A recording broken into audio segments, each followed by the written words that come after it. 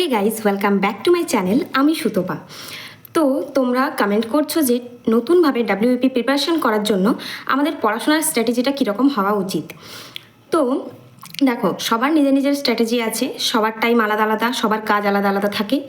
তো আমি প্রথমে আমার স্ট্র্যাটেজিটা বলছি, ঠিক আছে? আমি কীরকমভাবে পড়তাম। তো আমার থাকতো সপ্তাহে 7 দিনের মধ্যে 3 দিন টিউশন, আর আমি 4 দিন পেতাম নিজের সেলফ স্টাডি করার জন্য। তো আমাদের যেদিন টিউশন থাকতো সেদিন আমরা সকাল 10টার সময় বেরিয়ে পড়তাম। আর সকাল থেকে পড়াশোনা হতো না, কারণ সকালের মধ্যে সব কিছু নাস্তা করে স্নান করে সব কিছু করে একেবারে চলে যেতে হতো, ঠিক আছে? 10টা থেকে টিউশন থাকতো। তো 10টা থেকে টিউশনের পর আমাদের মোটামুটি 1:30 2টা পর্যন্ত টিউশন হতো। তারপর আমাদেরকে খাবার খাওয়ার জন্য স্যার ছাড়তেন।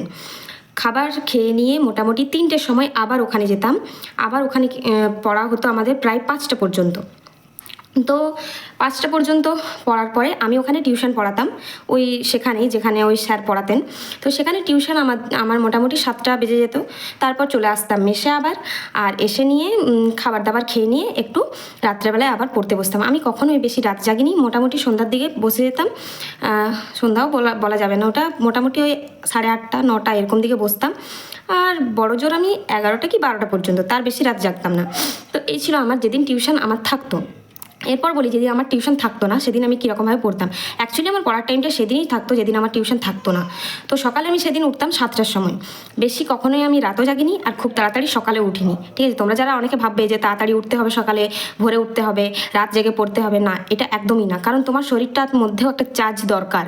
তোমাকে ঘুমটা একদম ঠিকমতো মেনটেন করে রাখতে হবে। মোটামুটি 7 ঘন্টা তোমাকে ঘুমোতেই হবে কম করে। তো আমি উঠতাম সকালে 7টার সময়। সব কিছু আমার 1 ঘন্টার মধ্যে কমপ্লিট হয়ে যেত। আর যেহেতু আমি মেসে থাকতাম, তো একটু সব কিছু ডিসিপ্লিনভাবেই করতে চেষ্টা করতাম, যে ঝাড়ু দিয়ে পরিষ্কার করে বিছানা গুছিয়ে সব কিছু করে মুখ টুক ধুয়ে একটু খাবার খেয়ে আর পড়তে বসে যেতাম। মোটামুটি 8টা থেকে আমি 10টা পর্যন্ত 2 ঘন্টা পুরো পাক্কা সকালে ম্যাথ করতাম। তোমরাও এটা চাইলে করতে পারো, খুবই হেল্পফুল হবে। কারণ সকালে আমাদের মাইন্ডটা পুরো একদম খালি থাকে, কোনো রকম ডিপ্রেশন, কোনো রকম টেনশন থাকে না। তো ওই সকালে যেটা ফ্রেশ মাইন্ড, সেই টাইমটাতে ম্যাথটা করা সব থেকে ভালো হবে। তো আমি সেই টাইমে ম্যাথ করতাম। তারপরে আবার কিছু নাস্তা করতাম, করে নিয়ে আর 1 ঘন্টা আমি তারপর জিকে করতাম, ঠিক আছে? জিকেতে যে কোনো তোমরা সাবজেক্ট ওয়াইজ বেছে নেবে, আর সেটা 1 ঘন্টা মতন জিকে করবে। তারপরে আমি খাবার বানাতাম। খাবার নিজেকেই বানাতে হতে, তোমরা যারা বাড়িতে থাকো তাদের খুবই সুবিধা, যে মা বানিয়ে দেবে, কোনো অসুবিধা থাকবে না। তো খাবার বানিয়ে স্নান করে তারপর খেয়ে নিয়ে আবার দুপুর বেলাটাতে একটু রিজনিং করতাম, ঠিক আছে? যেদিন যেমন, কখনো রিজনিং করতাম, কখনো আবার আরেকটু জিকেই পড়তাম। ইংলিশটা আমি অতটা জোর দিইনি, কারণ ওই টাইমের মধ্যে আমি জানতাম যে ইংলিশটা আমি কমপ্লিট করতে পারবো না। আর ইংলিশে টিউশনও নেওয়া ছিল না। তো আমি ওই বেশিরভাগ জোরটা দিয়েছিলাম ম্যাথ আর রিজনিংয়ে, কারণ আমি জানি জিকেটা লাস্টে যেয়ে হয়তো ধোকা দিতে পারে। তো জিকের ভরসাতে আমি কখনোই যাইনি, তোমরাও যাবে না। কারণ জিকে হচ্ছে মহাসমুদ্র, সেটা কখনোই তোমাকে বাঁচাবে না। বাঁচাতে গেলে ম্যাথ আর রিজনিং এই দুটো পুরো স্ট্রং করে নাও তোমার, ঠিক আছে? তো আমি ওই দুপুরে পড়তে বসতাম কটা, 3টা 3:30 এরকম দিকে। আর 1 থেকে 2 ঘন্টা পর্যন্ত আবার জিকে পড়তাম। তারপর আমি চলে যেতাম আবার পড়াতে, টিউশন পড়াতে যেতাম। সন্ধ্যা হতো, আবার মেস ফিরে আসতাম। তারপর রাত্রেবেলায় আবার আর একটু পড়ে নিতাম, সব সকাল থেকে যা কিছু করলাম সেটা পুরো রিভিশন দিতাম। রিজনিংটা দুপুরে কখনো রিজনিংও করতাম, কখনো জিকেও করতাম, ঠিক আছে? রিজনিংটা ওরকমভাবেই করতাম। আর ম্যাথটা পুরো আমার টাইম ছিল 2 ঘন্টা। তো আমি এরকমভাবে পড়েছি। তোমরা নিজেদের টাইম মতো সব কিছু শিডিউলটা মেনটেন করো। কেউ কখনো কারো রুটিন বানিয়ে দিতে পারবে না, আর সেটা কখনো সম্ভবও নয়, ঠিক আছে?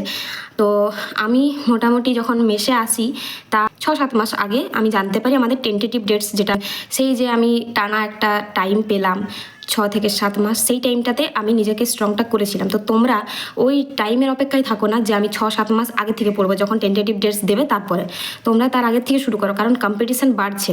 এবারে যে কাট অফটা গেছে, কখনোই তার পরের বারে সেটা যাবে না, তার থেকে হয়তো বেশি যেতে পারে। আস্তে আস্তে কম্পিটিশান বাড়ছে, সবাই নাম্বার তুলছে। তো তোমরাও চেষ্টা করো একদম, যখন এখন থেকেই শুরু করে দাও। তোমাদের ফর্ম ফিল আপ খুব তাড়াতাড়ি আবার হবে, আবার রিক্রুটমেন্ট বেরোবে। তো সেটার জন্য বসে থাকো না, একদম পড়াশোনাটা শুরু করে দাও ভালোভাবে, ঠিক আছে? আর নিজের রুটিনটা নিজে বানাও, আর কীরকমভাবে রুটিনটা বানালে সেটা আমাকে শেয়ার করতে পারো। আমি বলে দিতে পারি যে কোন টাইমে কোনটা হতে গেলে ভালো হবে, কোন সাবজেক্টটা। আমি বলবো যে ম্যাথটা সকালে করো, আর বাকিগুলো তুমি যেরকম ইচ্ছা করতে পারো, কোনো ওটাতে প্রবলেম নেই। যখন ফাঁকা সময় পাবে তখন পড়বে, ঠিক আছে? প্রয়োজন হলে বাড়ির দেওয়ালে সাল তারিখ সব কিছু চিটিয়ে রাখবে, লিখে নিয়ে যত লিখবে লিখে মুখস্থ করবে তত ভালোভাবে হবে।